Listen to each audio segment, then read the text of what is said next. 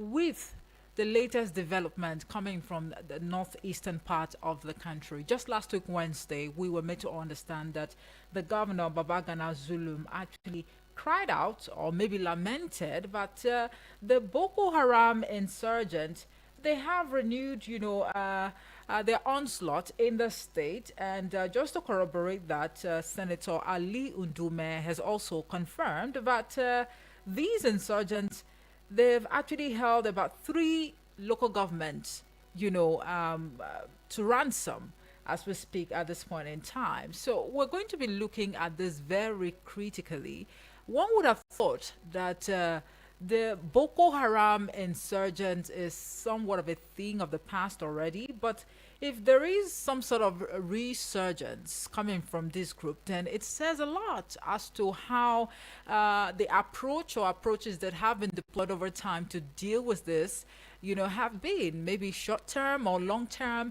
By the way, I am a more of a piece of Samare, and Comrade Saliu Mahmoud Dantata, a security expert, is joining me live now via telephone to discuss this. Comrade, good morning. Thank you so much for joining us.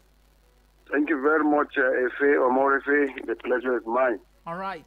Governor Babagana Zulum of Borno State has reacted to a news report which suggested that Minister of Information Mohammed Idris dismissed the recent concerns he raised regarding the security situation in the state. Now, Zulum has said Boko Haram has renewed its attacks and kidnappings in the state with little pushback from security forces, suggesting that authorities in the region are losing ground to the insurgents. Now, he stated this during a meeting with security forces in Maiduguri, the Borno state capital, last week.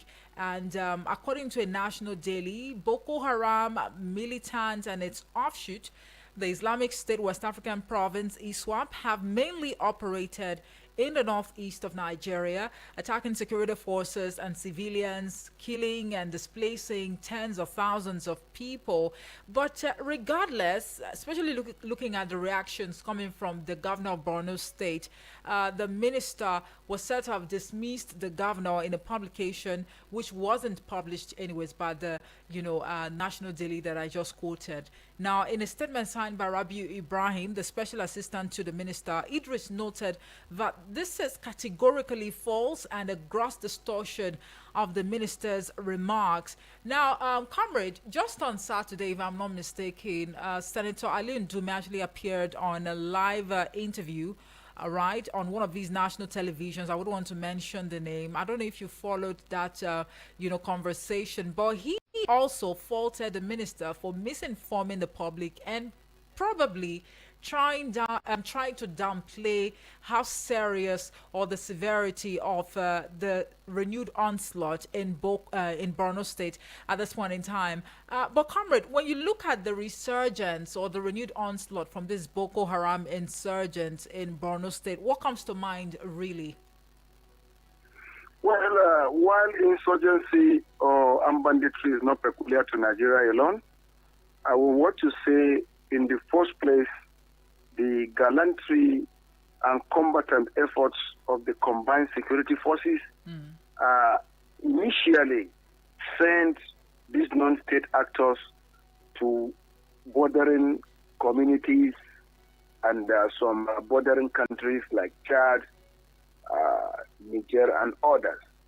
But with their regrouping now, I will not rule out maybe the amnesty granted to some of them whom we described as spies who just pretended to come and benefit from the amnesty and repentant Boko Haramism in order to know what some of the plans of the government are. And you can see, not long after that, you have started seeing that they have regrouped into so many villages and towns in northeastern state of Borno, as alleged by His Excellency Professor Babagana Umara Zulum, the executive governor of Borno State. Well, at this point in time, I think it is not trading of blames or exchange of words between the Minister of Information and the governor that the inhabitants of this area need. Right. Already, we have a full-fledged 7th Division of the Nigerian Army there. we have the Theater Command, we have the Joint Task Force, then we have the Naval Base in Baga. We also have police, immigration, armed squad, civil defense armed squad, DSS and others also contributing to the joint task efforts. What needed to be done now at the part of the security agencies is to re-strategize and refrain from periodical press statements of how operations are going to be carried out or when and there and then. Sometimes these informations that are given to the press also jeopardizes the, operations of these combined security agencies. Already they have their enforcement, but it also goes back to the advice we have given earlier. Rather than saying most of the times you go liberate these communities in the hands of these Boko Haram insurgents in these areas, you establish day-to-day units of either the army, police, Air Force, DSS, or any other arm of the security to be there. Because in these areas that Boko Haram has returned, we are there to be squadron of police mobile force, counter-terrorism unit of the police, or the Nigerian Army, Air Force, or even any other security apparatus. It would have been possible because they have been there on day-to-day basis, will have scared these non-state actors. So periodical reinforcement also give opportunity to these non-state actors to say, oh, they have to reinforce before. And before you reinforce, before you bring troops, the work has been done. Okay, comrade, let me come in real quick. The governor, in the course of that media chat, right, he lamented that there is little or no presence of security, personnel in the state. And if you even talk about sophisticated, weapons and weaponry, if you like to put it that way, they've all been, relocated to the northwestern part of Nigeria. But not to say that there are no security concerns in the northwestern part of the country. So at the end of the day, are we having a situation whereby there is a shortage of maybe manpower, talking about the security forces, that in such a way that we can have a handful of them in the northeast and also in the northwest? Well, I wouldn't say shortage of manpower or shortage of what have you know. Because when you observe, it is not only the Land Army Air Force that is executing the onslaught against the Boko Haram insurgents or armed bandits in northwestern states of Zamfara, Sokoto, Kebbi, and Katsina states. The issues, you see, we have raised these issues before. Don't forget, when Nigerian Air Force of recent went to raid Nakurawa along Augi, Arugungu, and other areas of Kebbi State, and some other areas in Sokoto State, there were miscalculations where innocent people were bombed, and it raised issues. So the security agents and agencies are also careful, particularly the Air Force, because it is a combined onslaught. While the ground onslaught is ongoing, the air onslaught is also ongoing, but they have to be careful. So sometimes they have to gather intelligence, coordinate, and what have you. But the ownership involvement of the inhabitants at the receiving point is also necessary. Like these insurgents as well as armed bandits live amongst people.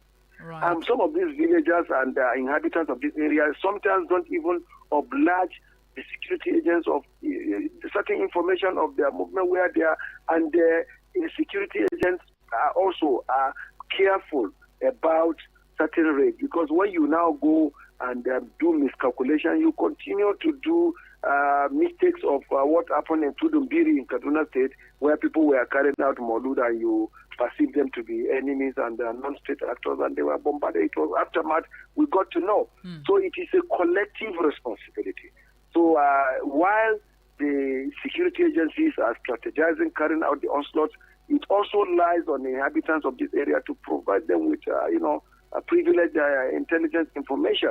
Above all, Efe, it also goes down to permanently establishing security outfits in these areas. Like I said, now ask me, outside the division in Gusau, the division in Sokoto, do we have in these local areas where bandits are having free day, insurgents are having free day in Borno and the northwestern states, do we have larger security outfits there, like police mobile squadron, counter-terrorism squadron, or army cantonment, or Air Force base, and all these things, they help.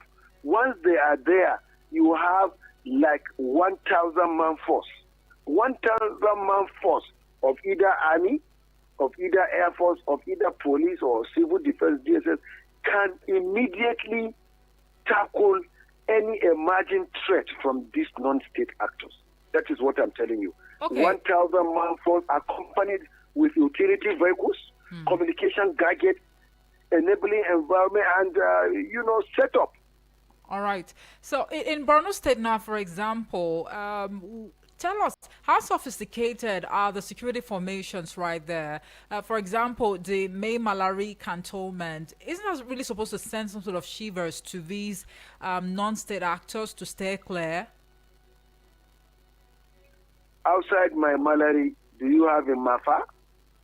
Do you have in Dikwa? Do you have in Metele? I am telling you, you need to do maybe 62 to 63 kilometers of setting up of security. In countries that really know what is security, when there are threats like this, you don't say, Malari, what have you? No. If possible, establish 62 kilometers difference. Let me give you an example. Nobody ever knew that one day there is going to be activities of armed bandits in areas of Kanji, which is Nubusa, where you have the largest dam in Africa, and other.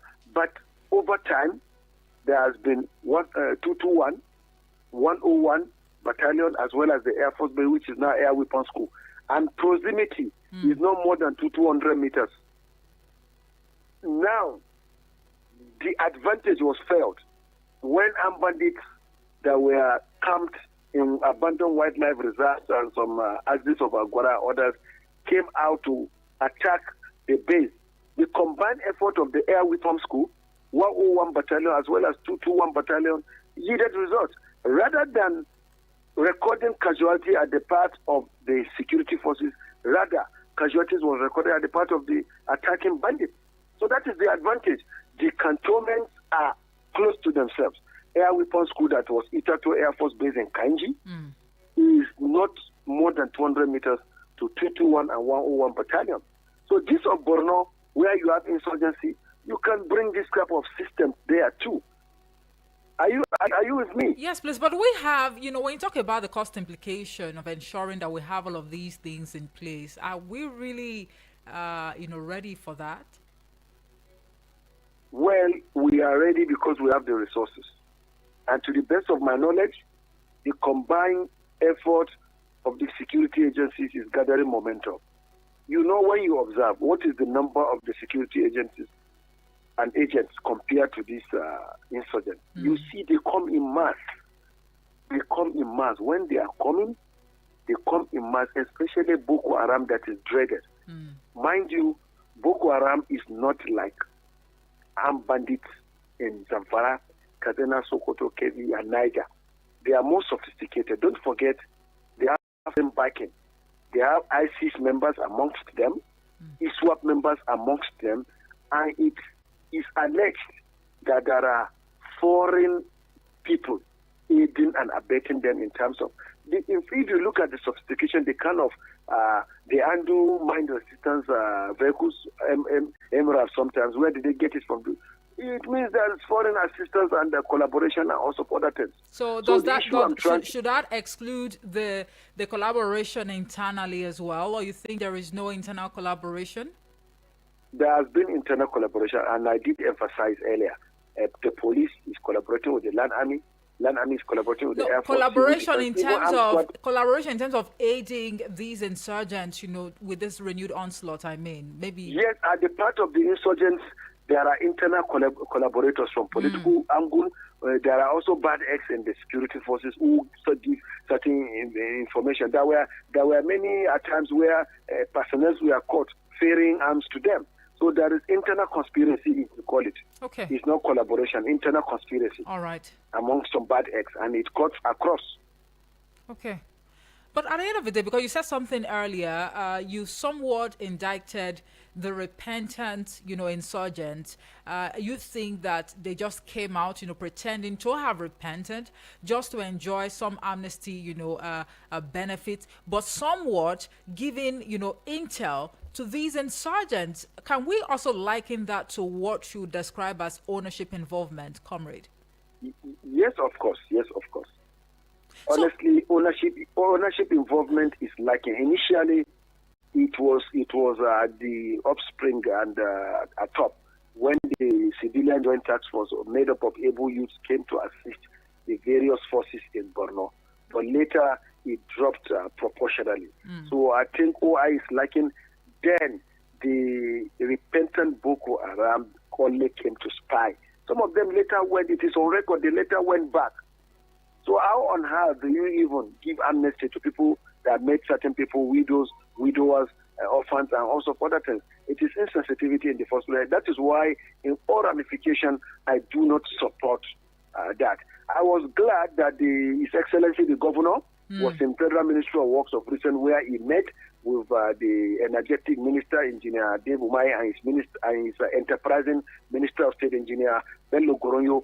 And I believe, even though their statement was what they discussed between, maybe part of what he went there for is to see how the federal government can also carry out certain rehabilitation of some of the bad roads in the state. Because sometimes bad roads also contribute to insecurity. If, like the Minister of State for Works, Engineer Bello Goronyo, once said, if, as in line with President Asiwaju Ahmed Bola, the Renewed Hope agenda that is now living up to completion of some of the awarded federal roads by the Buhari administration. You can see even yesterday in Jere,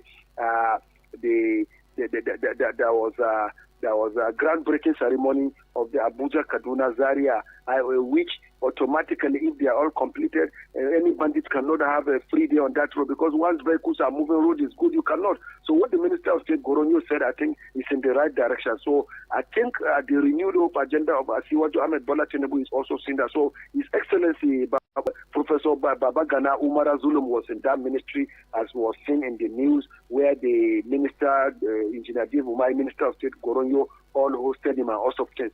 So I think also that the roads over there, because sometimes we mustn't wait for federal government. We have in states like Gombe, Bauchi, then where governors executed road projects. Later, the federal government reimbursed. Okay. So I think the governors too should wake up from slumber, complement the effort of the federal government. There are certain roads in Borno that the governor can carry out rehabilitation. At the end of the day, even though the Federal Ministry of Works, I know with the team of two ministers they have there, they are equal to the task, but governors should also wake up to that. Because I will give you an example now, like in Kwara North, when you leave Kanji in Niger State going to Kayama in Kwara North, it's 62 kilometers road, but dilapidated condition. You leave Kayama, you are going to Kosovo, another dilapidated.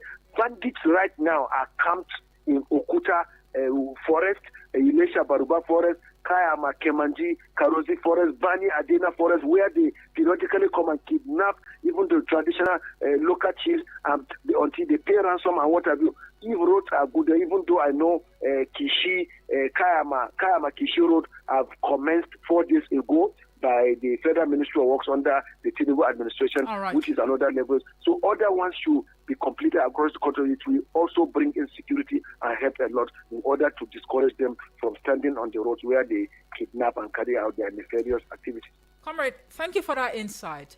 By the way, let me also ask you, what is obtainable in other climes? I mean, when you see repentant non-state actors, are they just reintegrated, back into the society, or rehabilitated and maybe absorbed into the security architecture of the state or country, as it were, just to further enhance the activity or activities of these security operatives? Well, I want to tell you, none of the security agencies ever absorbed them. Are you with me? All right. None of the security agencies, they were absorbed according to plans. And the state government was involved. The federal government, I believe, sent a representative and so on and so forth. And I think some of them were given skill acquisition and what have you, but to the best of my knowledge, no records showing that they were absorbed into the military. That were just rumor and insinuation. And that no right thinking head of a security agency would absorb, if not even in America where you have a well-trained security agencies and agents. So what I'm trying to say is it is wrong, but let that be stopped by further granting them amnesty or absorbing them into the society. Okay, at the end of the day, looking at the concerns coming from Borno State at this point in time, would you suggest a state of emergency be declared? Where I'm against a state of emergency. No, but looking at how volatile, the state and the area is at the moment. Maybe they can use the Jonathan style. You know, Jonathan style, he imposed state of emergency in certain states in the Northeast, then where the governors were still in office. You get my point? Right. So if that type of state of emergency is fine in those areas, so that the security agencies can have free what have you, because the moment state emergency is what have you there, you can have certain, but it's not good for democracy. That is what, and I'm a Democrat, don't forget it. Yes.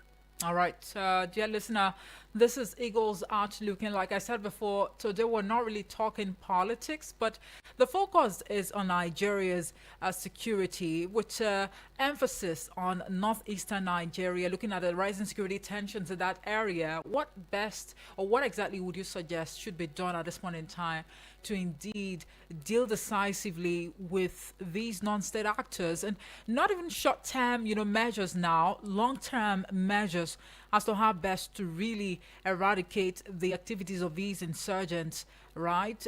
Causing unrest in the northeastern or northwestern part of Nigeria. The numbers to call are 0907 3530044 or 0908-766-8888. Send a voice note or a message to the WhatsApp portal number on 0909-705-4450. Good morning to you.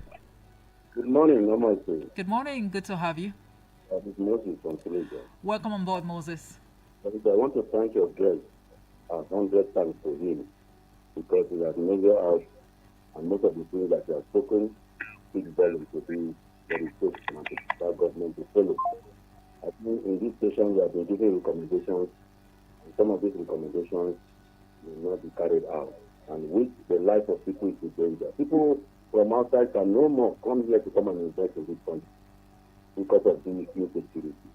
The first thing we have been crying for, who are those sponsors? If the sponsors of the action of a team is not being discovered to be arrested and persecuted, this issue of insecurity will still continue. Okay. The sponsors were still there. Who are those sponsors? And sometimes those sponsors, when the international and the local bring them their names, bring out their names, no action is being taken. Almost. And look at lives are going, properties are being destroyed. Then, another thing again, is even some of, sorry to say this, there are people behind the scenes who are spies. These people are very intelligent.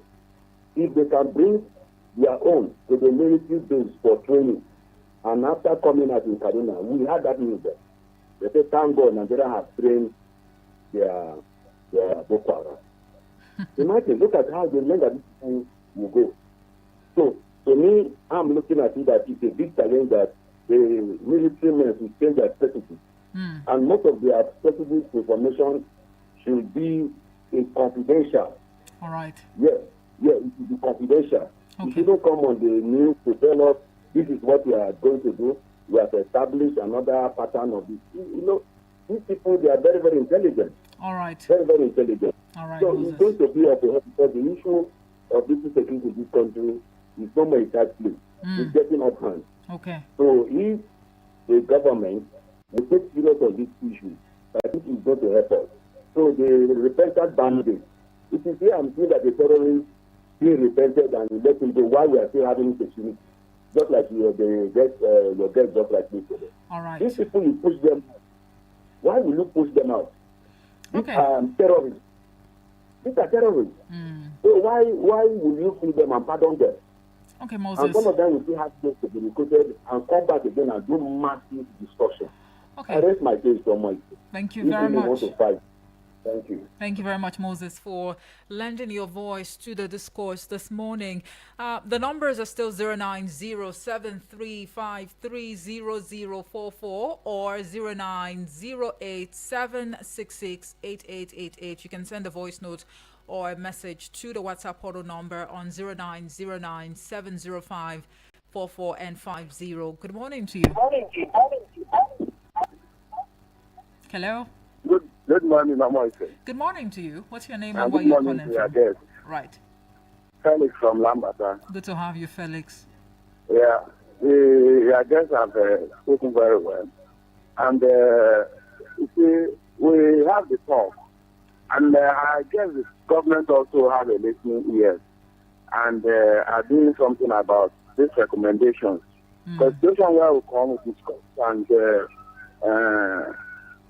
solutions are recommended and are not followed. We see during the remarriage around the same area of the same problem. The problem will continue. We persist. This Boko Haram issue has lingered for too long. And by now, I expect the federal government to be very, very decisive about tackling these issues. Right. And there are basic questions to ask. Because at this, what has happened to the sponsors? Or are we just telling us they don't know the sponsors? And apart from that, how are these security agencies funded? The content we are talking about. Are they motivated to engage these boys in? Because this Boko Haram you are talking about, they spend all their year, all their days training. What is the training we give to our security agencies to be able to engage these guys in the combat? Not only that, and who are responsible for the logistics of these security agencies? These are basic questions that we should ask and get answers for. So Okay. I will know what is really happening in the field of fight Okay. between the security agencies and Boko Haram. All right. And see how we can bring this problem to an end. All right. Thank you very much. Thank you very much, Felix, for your contribution right there. I'm afraid we just have to take a pause the show now to go pay some bills. When we return, best believe the studio lines is to be open for you to call in to share your 2 cents on the topical issue on the program this morning that bothers on insecurity, the rising insecurity. You might want to call it renewed onslaught from the Boko Haram insurgents in northeastern Nigeria. Do join us again after this commercial timeout. Eagles 102.3 Abuja. Abuja, get ready for the Good Friday Prayer Miracle Crusade with Pastor Ohis Egwahide on Friday, 18th April 2025 at Love World Auditorium, Abuja Zone 1, number 1, Messenger Street, Jabi, Abuja. Time 8 p.m. Don't miss this night of prayer, worship, miracles, impartation of grace, and demonstration of the power of God. For more inquiries, call the numbers 0704 450 9567 or 0808 825 5790. Get ready. One word from God will change your life forever. Powered by Christ Embassy Abuja Zone 1, Imminent in Wisdom Group, and Imminent in Grace Group.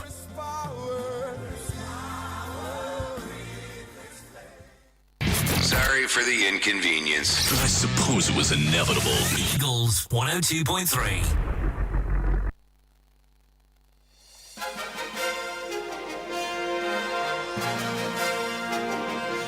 All right, welcome back from that break. Thank you so much for staying with us. If you are just joining us, this is Eagles Outlook live on Eagles FM 102.3 Abuja. Now, just to give you a heads up and perhaps refresh, your minds, that we have a very strong presence across social media platforms on YouTube, on Facebook, on Instagram, on TikTok, on Twitter, now X, all at Eagles FM Abuja. And this conversation can be monitored live on YouTube and Facebook at the moment at Eagles FM Abuja. Leave a comment and we'll be very glad to acknowledge your thoughts. Looking at rising security tensions in northeastern Nigeria. Well, I've been speaking with a security expert, Comrade Salihu Mahmood Dantata. First of all, one must, posit that there are key takeaways, from his submissions. But let's have you share your thoughts. If you were to suggest maybe a more realistic approach now to the security situation in northeastern Nigeria, what would it be? Hello, good morning to you. Hello. Hello, Miss. Good morning. Good morning to you. What's your name and where you're calling from? This is Uche calling from Makamasa. Good to have you, Uche. Please go ahead. Thank you. Okay, I think our government is romancing insurgency and terrorism so much in this country. I don't want to now focus my attention only in the Northeast because terrorism is what is facing Nigeria as a whole. It's just that it is gaining more momentum in some parts of the country or in some states. Okay. How can the government, here we have a sitting president, and he heard that Boko Haram terrorist sector group has taken over some local government, which means the governor, the number one citizen of that state, is helpless in this regard. Okay. Then what is the state government, what is the federal government doing? In the part of the state government, I can categorically tell you that I think they have become overwhelmed by the insurgency. Then what is the president doing? When a child cries out, the father or the mother or an elderly person comes to his aid. Now this governor is crying out because these people have taken some states over the some local government in the state. Right. And then you see there is no proactive measures to cut them off or to clamp them down. And they continue gaining momentum. Are they waiting for the day they will take over the presidential seat? Why can't we just be proactive for once? Okay, look at the president took a measure or a step to declare state of emergency in the River State, where there is no terrorism crisis at that. How much more the state that needed a state of emergency to be declared? And for how long will it take the government to declare state of emergency on terrorism in this country? All right. I think, who are the sponsors of these people? Who are they? We had sometime a minister or even a governor has said that he knows people who are sponsoring this. And also, some governors have come out to say that there are top politicians in this country sponsoring these people. Why can't investigation be carried out to fish out these people sponsoring? Look at the sophisticated weapon they are carrying. They are coming in from someone. You and I, me and you today cannot sponsor them to get such weapon because we don't have the funds. They are being funded and they are being sponsored. So what are we talking about? I think the government is responsible for terrorism carrying out in this country. Okay. Uche, thank you so much. Now that speaks volumes, but thank you for your contribution right there. What are your thoughts? Please do well to leave a comment on Facebook and YouTube if you want. For those who are watching us live on YouTube and Facebook at this point in time. Also, Francis Namani says that the spate of killings, kidnapping, and banditry is becoming alarming, worrisome, and disturbing. Government should come up with proactive measures towards bringing a lasting solution to this menace. May God help us. Also, Francis, thank you so much, all right, for your contribution right there. Now, we have a message on the WhatsApp portal, and this is from Terakimbi Hundu. He says, good morning. If I greet your guest, actually writing from Nasarawa State. I want to ask your guest, what exactly is hindering the Nigerian army, adjudged to be one of the best in Africa, for not being able to stop, these criminals that are actually on rampage, the headsmen, the kidnappers, unknown gunmen, bandits, ritualists, Lakurawa, etc. However, I don't think funds is part of it. The budget for defense has continued to increase to elephant figures since 2015. And as of 2025, the defense budget is more than ₦1 trillion. Insecurity in Nigeria alone is enough to discourage potential investors and unrepentant Boko Haram insurgents. We Nigerians are not happy with that criminals, or those criminals who committed serious crimes.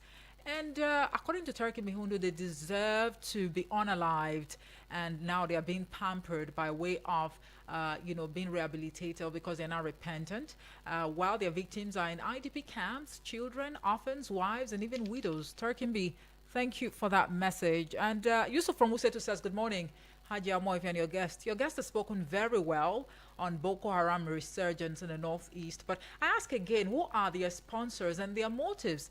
Is the resurgence of attacks an attempt to create another narrative after the revelation of a U.S. congressman on USAID? Who are the sponsors of sustained terror in Benue, Plateau, Niger, Southern Kaduna, Sokoto, and Kebbi? Who are those helping them to establish camps in these areas? And who are the foreign backers and their motives? Who are the people behind repentant Boko Haram policy? Most of the arrested Boko Haram members are not Nigerians, and they have sophisticated weapons at their disposal. It is only when the government is able to answer these questions that we can find solution to this problem. Have a nice day. Yusuf, you too have a nice day. Thank you for that message. Well, at this juncture, I'll just quickly revert to my guest, Comrade Saliu Mahmoud Dantata, to, react to your contributions and probably make his final submissions on the show this morning, right? Really, there's so much to talk about, with a lot to take in, looking also at the fact that Borno State is where the vice president of the country is from. Talking about Vice President Kashim Shettima. So it really speaks volumes if you ask me. But I'm actually trying to reconnect with Comrade Saliu now. Apparently he's on another call. So let's see if we can squeeze in one or two more calls, pending when... Okay, he's back on the line. Good, Comrade, thank you so much for staying with us. Thank you very much, Amorefe.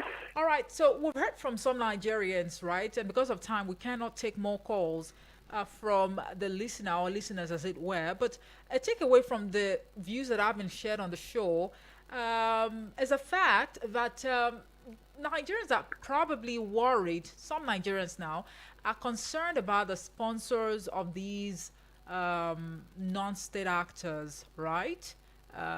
Is that really something to lose sleep over? And then secondly, Comrade, Borno State is where the vice president is from. And even though the state government seems to be overwhelmed with the situation at this point in time, what do you expect of the federal government at this point? Well, the issue about the sponsors and collaborators, severally from Buhari administration, we've been told they will be unveiled. The only few people they brought out were Bureau de change operators and skeleton. The main forces were not revealed.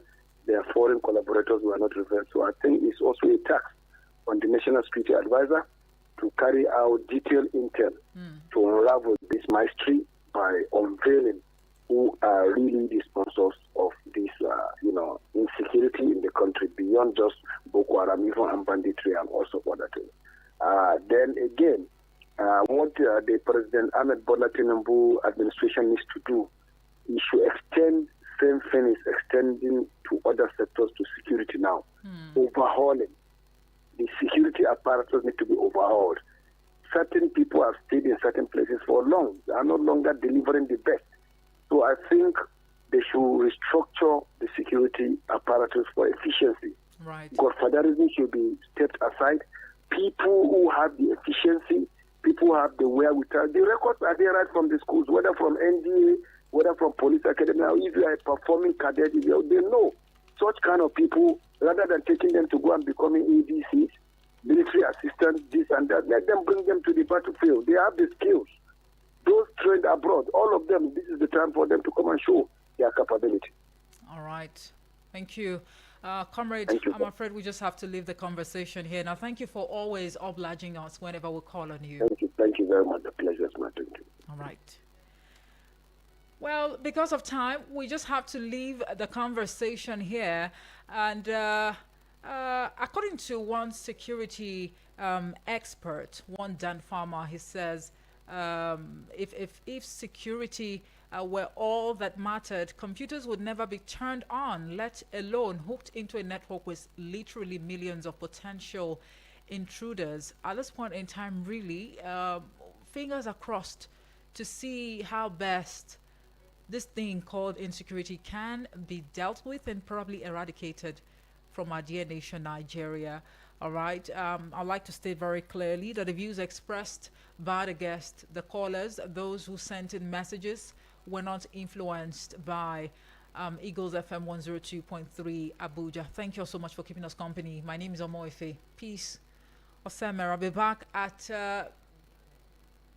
let's say 9:55 a.m. right with the business.